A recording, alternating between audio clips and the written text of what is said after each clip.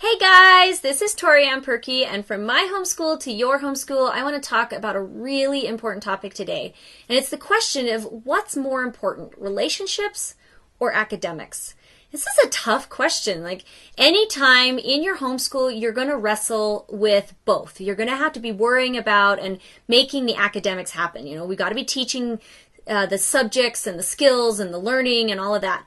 But we're also in these relationships because we're interacting and we're the parent and they're the child and there's us and the spouse and all of this. And it's like sometimes everything's, chugging along and it's going awesome and you're like, woohoo, it's working. And then sometimes everything is a mess. Like the academics aren't working or the relationships aren't working. And it's like, well, which is more important? If something's not working and I can only focus on one, what should I do? So everyone may not agree with me, but I strongly believe that if you have to pick between relationships and academics, you want to pick relationships. And this is why. If you pick relationships and you get your relationships in a good place. So let's say you're struggling with a kid. You don't have a good relationship and you're fighting every day and it's like, well, do I solve that or do we still, and you're fighting and they're not doing the schoolwork, or do we do schoolwork?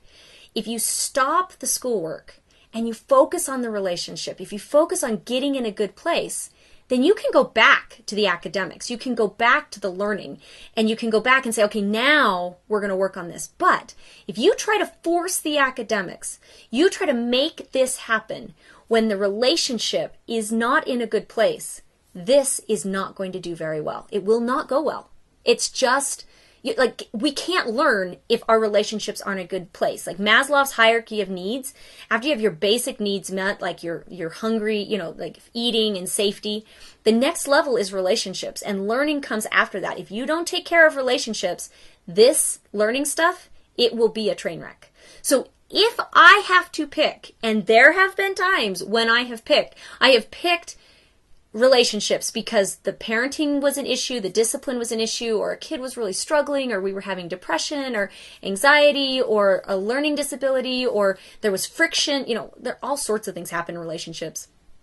I will always stop, address that. And sometimes it takes a while. Sometimes it takes days or weeks or months. I will address that and then we'll figure out how to problem solve this. And sometimes you can do a little bit of this while you're working on this, but I'm here to tell you this is my focus. This, relationships. I always will pick that first. Because in the end, if they learn their times tables, does not matter to me as much as whether or not we can still communicate. In the end, if they don't learn whether or not World War II came before or after World War I, that does not matter as much as whether or not we get along and whether or not we have a good relationship. Because if this is intact, the kid can go learn this on their own later on. It's not ideal, but if this isn't working, none of this will happen. So, which is more important? Well, they're both important, but which one do you pick first? I say pick relationships. So if you're in a situation where it's really, you're doing this with a kid right now and it's kind of a train wreck or it's super toxic, would you step back and assess if maybe it's time to pull back from academics and put more of your energy and bandwidth into healing that relationship? Please? Because I think it's going to really serve you well in the long run. Yay! Okay, so that's what I wanted to say today about relationships and academics and trying to sort all that out together. My name's Tori Ann Perky, and I make these videos every week so that you can be a super successful and confident homeschool mom.